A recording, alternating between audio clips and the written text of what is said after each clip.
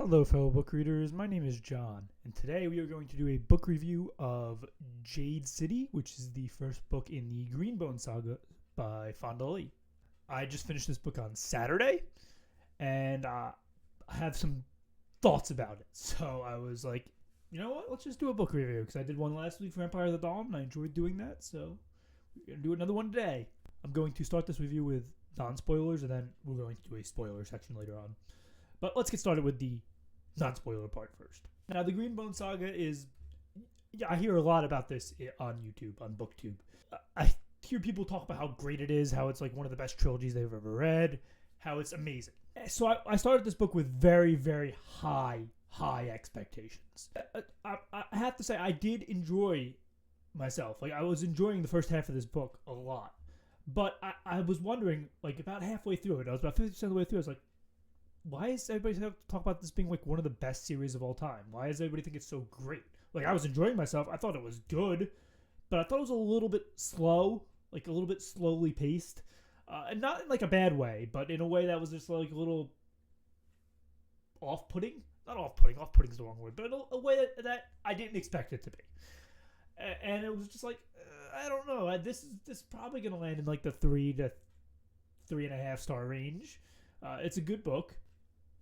But then, at 50% of the way, at like maybe the 60% of the way through the mark, something crazy happens. And the only thing I can compare it to is Game of Thrones.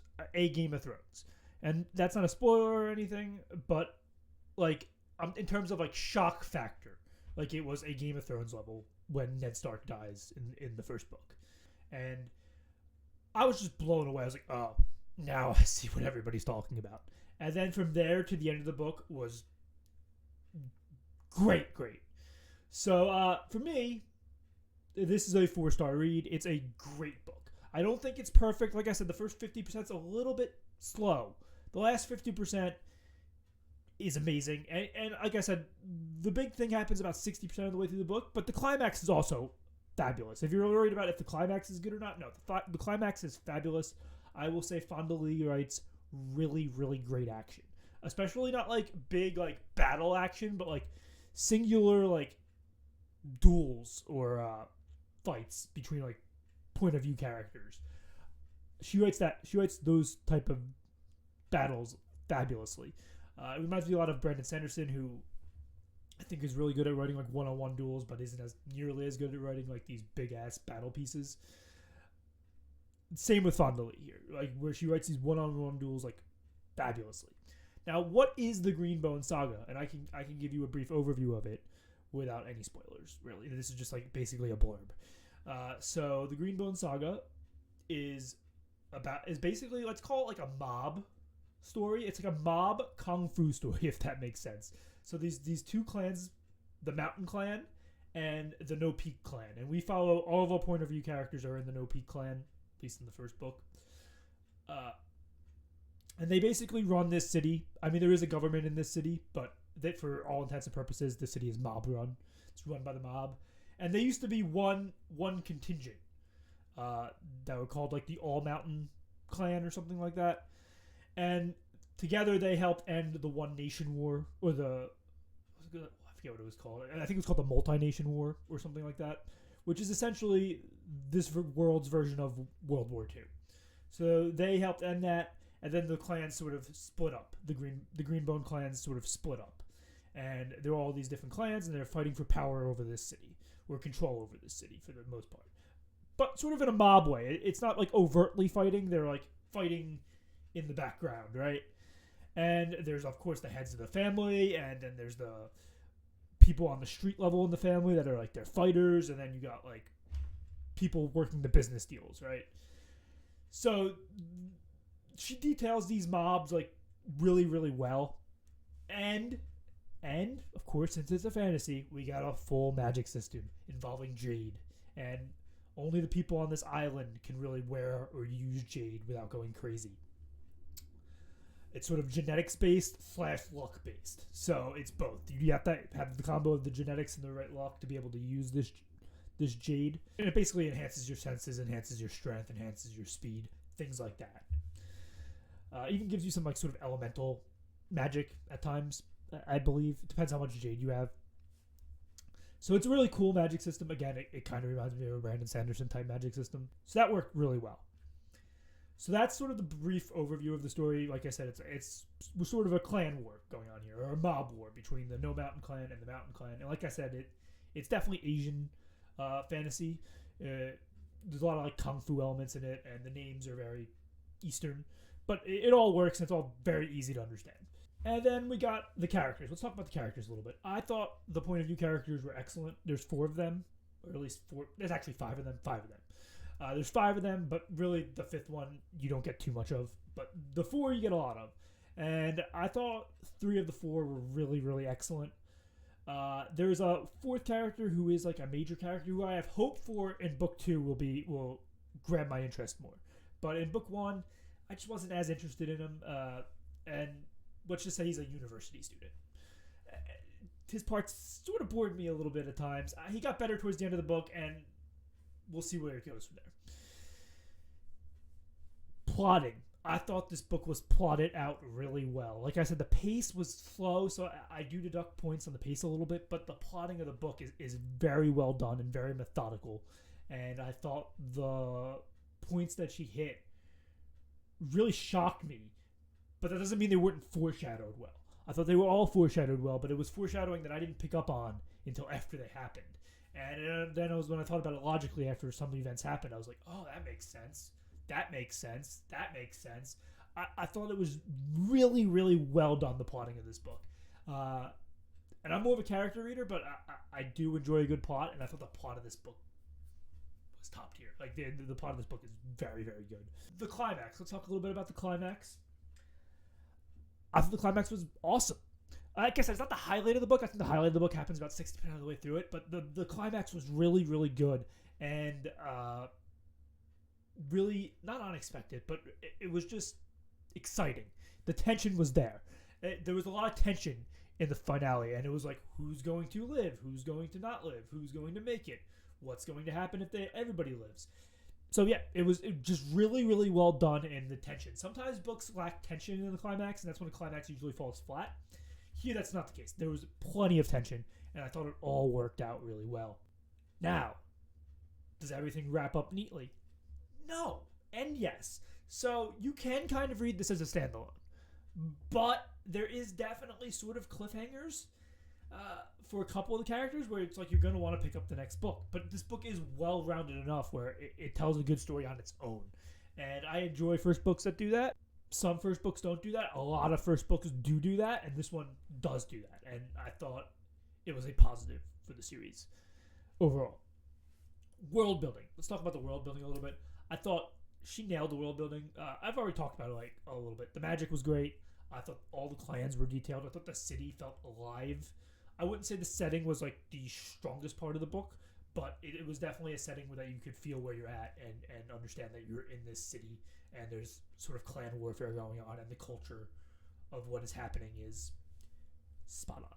The culture, and I already touched on that a little bit, I guess, too, but it's very Eastern, and I thought it was done in a way that made it easy for everybody to read. So like you're not going to get lost in the culture, but you're definitely going to feel the influences of the culture, if that makes sense. And I thought that was really well done. So will I be continuing the series? Yes, I do plan to read book 2 this month, maybe book 3. Book 3 has at least a 2-week hold on it at my library, though, so I don't know if I'm going to be able to get to it this month or not. I hope to. I hope to be able to close out the month with Jade Legacy. But I am definitely going to read Jade War, which I've already taken out, sometime in the next 2 weeks. And I'm really, really looking forward to it. Okay, that review was kind of all over the place. But let's talk about some spoilers now. So if you don't want to hear any spoilers, now would be the time to tune out. But I want to talk a little bit about spoilers. So let's talk about those characters. I liked Lan a lot. I did not expect Lan to die at all. Like I was shocked when he died. It was very Ned Stark-like, very, very, very Ned Stark-like. Now I'm not saying this book is as good as a Game of Thrones. I think Game of Thrones is a 5-star read for me. I love a Game of Thrones. But I do think that moment had a Game of Thrones like shock value to it, and not in like a bad way where it was just like shock for shock's sake. It set up the rest of the series. Like it was necessary. I didn't realize it was necessary until it happened. And after it happened, I was like, oh yeah, that makes sense. But I had to go back and reread it. Like I read that scene like twice. I was like, what? And then it kind of leaves like that chapter leaves sort of on a cliffhanger. And like when it happens, like, well, he's not dead. And then the next chapter, it's like almost like the next paragraph, everything's like, well, he's dead. It's like, well, what? What did I just read, man? It was so crazy, and it was so good. And I liked Lan a lot. Lan was probably my favorite character. Oh, I was devastated when he died. Now, I did think what I thought we were building to was Lan was going to go crazy off the shine that he had to take to control the Jade that he had to wear after the injury that he went through. So that's what we were leading to. Because I understood that a war had to happen between the clans. I understand if Lan was alive, the war couldn't happen. But I thought he was going to kind of go crazy because of that shine. But I thought that would happen at the end of the book or even like the beginning of the next book. I did not expect him to die 60% of the way through the book. I give props to Fonda Lee for doing that. It was a very courageous decision. I feel like it could turn some people off, but it really worked for me. And that I'm coming as somebody who did not want him to die and who actually really liked Lan as a character. Now let's go through some of the other characters. Shay. I really love Shay's storyline. Shay is probably my second favorite character after Lan. My favorite character going forward, at least for now. I like that she wanted to get out of the Jade business, but she had a reason that had to pull her back in. And like you could tell that she didn't really want to get out of it, but she kind of wanted to have like her own personality. She didn't want to just be her family. She didn't want to be secondary to her family because she knew she could never become the pillar. But I really like where her story went, and I actually think it makes sense that she's the weatherman. I think like her working behind the scenes is really good for her character. That's the type of character she is. Very intelligent, but also driven, and sort of has, I would say, better morals than some of the other people in her family. I really enjoyed her as a character, and I'm very excited to see where her arc goes. And I thought the conversation between her and Ait, who is the pillar of the Mountain Clan. I don't know if I'm saying any of these names right, by the way, because I didn't read the audiobook. I didn't listen to the audiobook. But the conversation between her and Ait, that happens in the latter half of the book. I thought that conversation was poignant and like really, really good. And I think it's going to have implications for the rest of the series, for sure. And then we go on to Hilo. I'm not sure how you say his name, but he was the horn of the No Peak clan, and he eventually moves up to the pillar after Lan dies. I wasn't a big fan of his character in the beginning. I didn't hate him or anything, but he was just okay for me. But as the book went on, I was like, oh yeah, this character's awesome. And then the climax where he kills the horn of the Mountain Clan.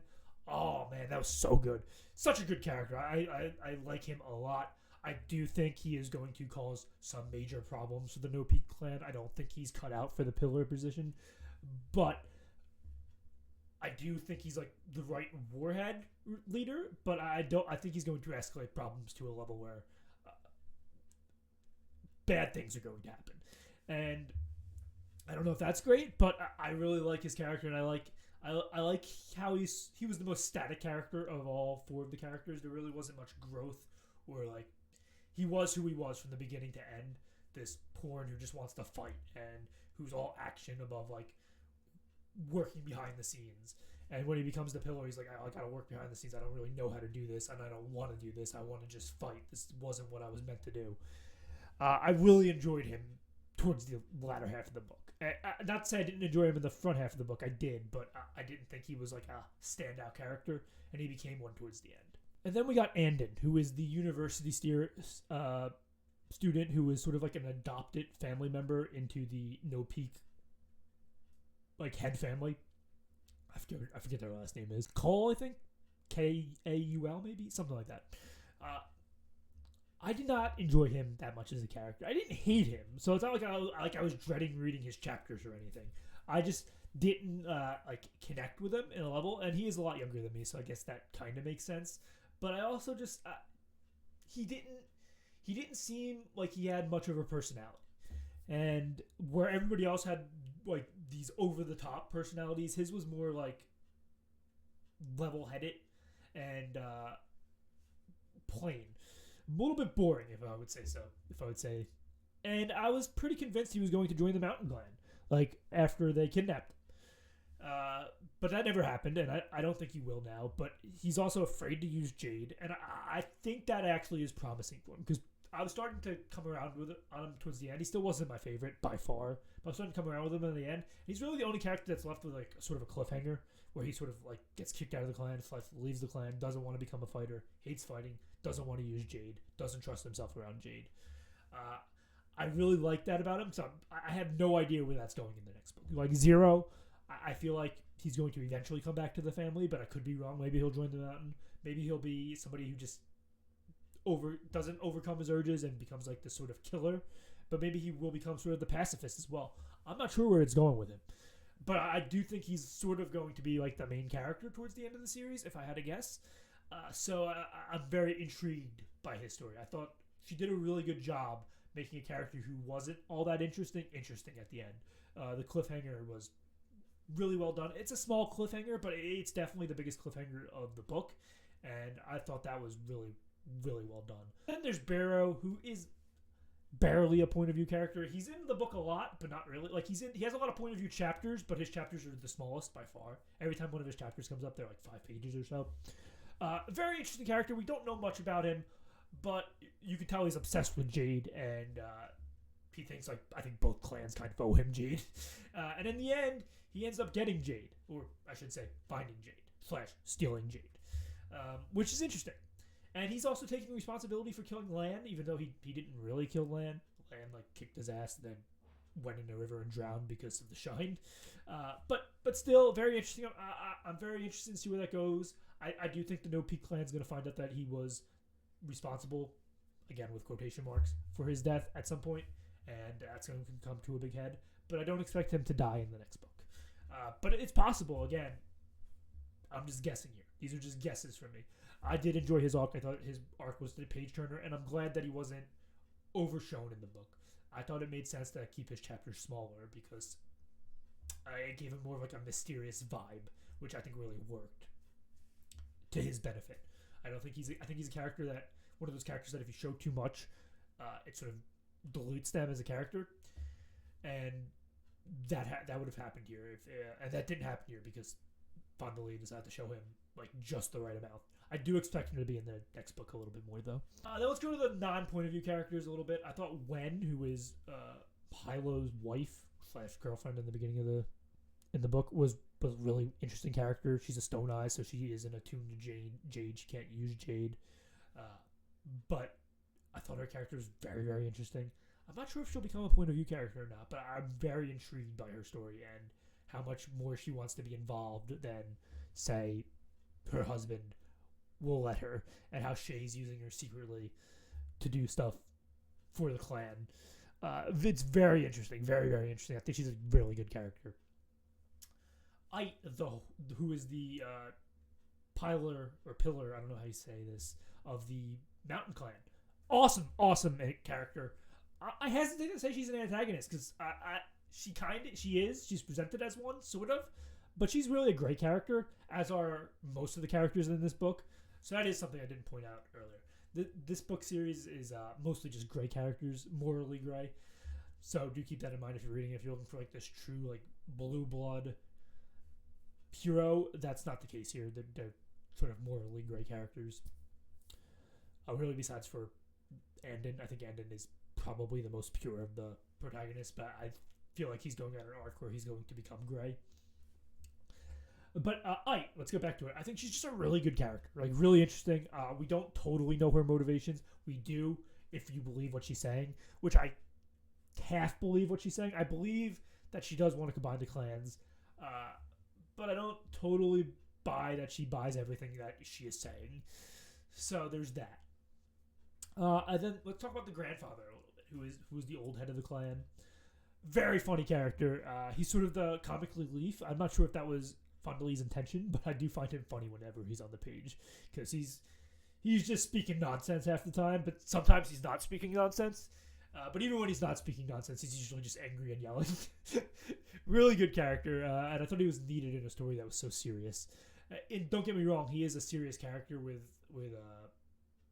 who has serious implications, but he is sort of the humorous one of the group, even if it's unintentional. And then the old weatherman who's actually working for the Mountain Clan. I forget his name, but he is the No Peaks Mountain weatherman to start the book series, and then he becomes the mountains. He defects to the mountain at the end of the book, basically. A very, very slimeball character who I do think actually has good intentions for the Call family, but I don't think if anything bad were to happen to them, he would stop it. Like he's doing what he considers the greater good, but also just trying to boost himself up at the same time. I think it's sort of a both. Like he wouldn't be doing it if there was no benefit towards him. So like I said, he is definitely a morally great character. Very interesting though. Very interesting character for sure. And now let's get to the main antagonist of this, the Horn of the Mountain Clan. He does die at the end of the book. I thought that action scene was fabulous. Really well done. Definitely the best action scene in the book. But also just, I love how the interludes played into it. And I figured they would. So I think that part was a little telegraphed, more telegraphed than the rest of her writing. But it was telegraphed in the right way. Like, it wasn't a negative at all. I thought it actually was really well done. I thought he was a very good antagonist. Just very, very top notch. I didn't expect him to die yet. I thought for sure he would die at some point, but I wasn't expecting him to die at the end of the first book. But I'm glad he did because that scene was awesome. So that is my spoiler thoughts on this book. I really had a great time reading this. I can't say it's a 5-star read because, like I said, the first half's just a little bit too slow, and I did think Andon as a point of view character was a little bit flat. But I am intrigued where he's going, and I did think this was great. Like, it's a great start, and I totally understand why this could be a series that is in the top 3 for people's trilogies. Like, it makes sense to me now, and it could fall that way for me. It depends how the next 2 books go, but this book was great. 4 stars. The 4 stars in my rating system is a great book that I enjoyed and would reread any day of the week. I'll put my rating system down below in the description just so everybody knows what it is. But those are my thoughts. I will be doing another video this week. I'm not exactly sure what it's going to be, but there will be 2 videos this week because I was a little bit late last week and lacked some content, and I want to get some more videos up before the end of the year. Anyway, thanks for watching, and I'll see you next time.